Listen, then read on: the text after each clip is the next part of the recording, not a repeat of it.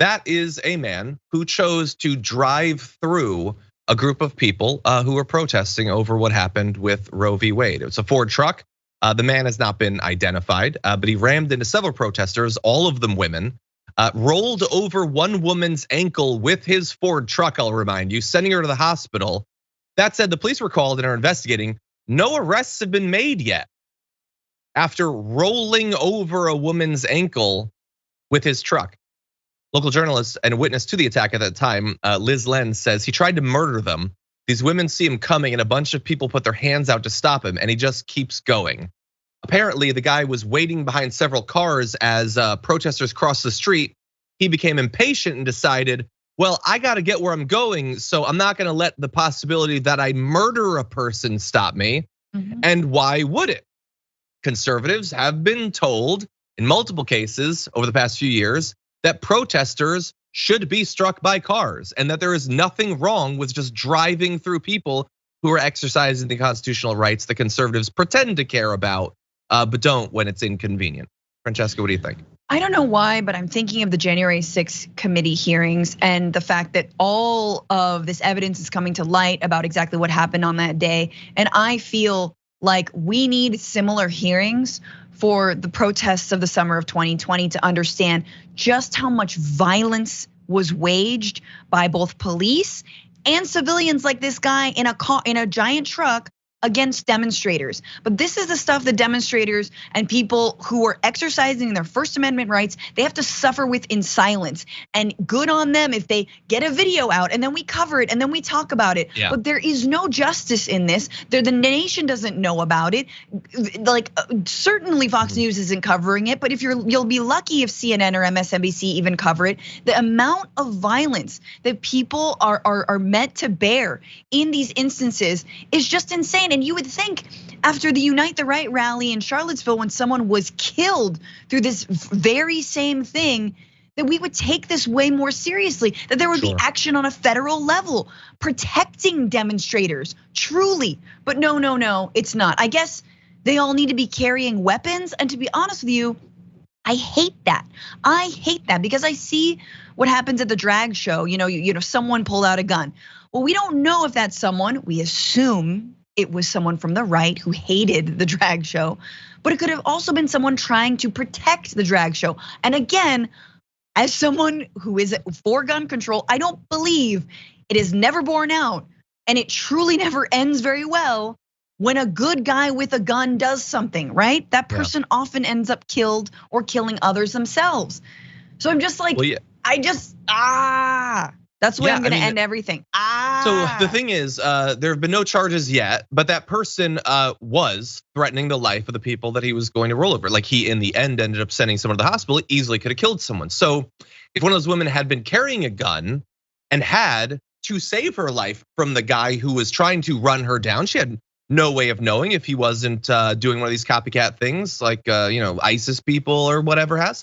If she had pulled out her gun and shot him dead, I guess that's self-defense. I guess people are gonna keep trying to mow down protesters with their cars until drivers start getting shot. But this, and by the way, I don't want any of that. I don't want literally any of that. That's a terrible world. Let's not go into that world. Then let's not have right-wingers encouraging people to kill protesters with their vehicles, which they have been doing, not just in rhetoric, but in legislation in multiple states. But that we just showed you is not the only violence that's happened over just the past few days for people who are protesting for their rights. I believe on the watch list earlier, the video of actress Jodie Sweetin being manhandled by the cops in LA, that came out. You have this, a state Senate candidate being attacked by her opponent, by the way. Let's go to that footage.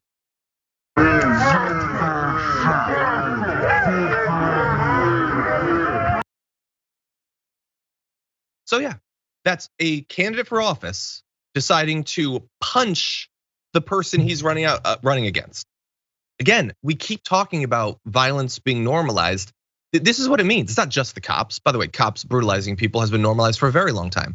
No, like regular people now think I can run down protesters. Candidates think I might be able to still get elected if I physically assault the person that I'm running against. Now, in this particular case, I'm gonna jump ahead. Gene Lugo, the guy doing the assaulting there, apparently has dropped out of the race. So hey, we got one. That's great news. But in other places, you're seeing more violence. If we jump ahead to this video, you're gonna see Arizona police dispersing what looks like a perfectly peaceful protest with tear gas.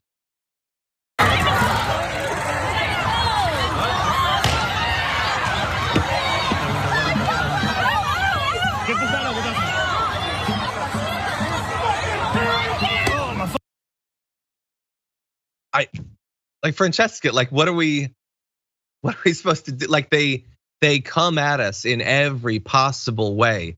And if you just have a sign, they will brutalize you over it. Yeah. And the side that pretends that they care about like the state getting out of control, they're enthusiastically supportive of this. I mean, this is what fascism looks like. And I just, two points. One, this is the future they hope for.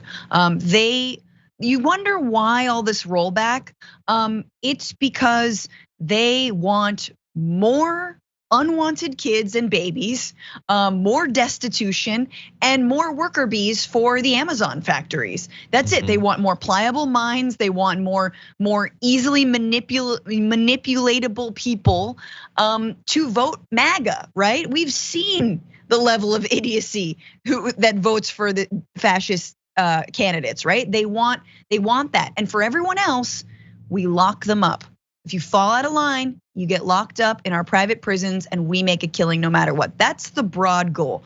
But I just wanna say to the people who've taken the streets, who've seen state repression firsthand, who've seen the way the cops didn't even give them a chance to disperse before they unloaded tear gas on them, as you saw there.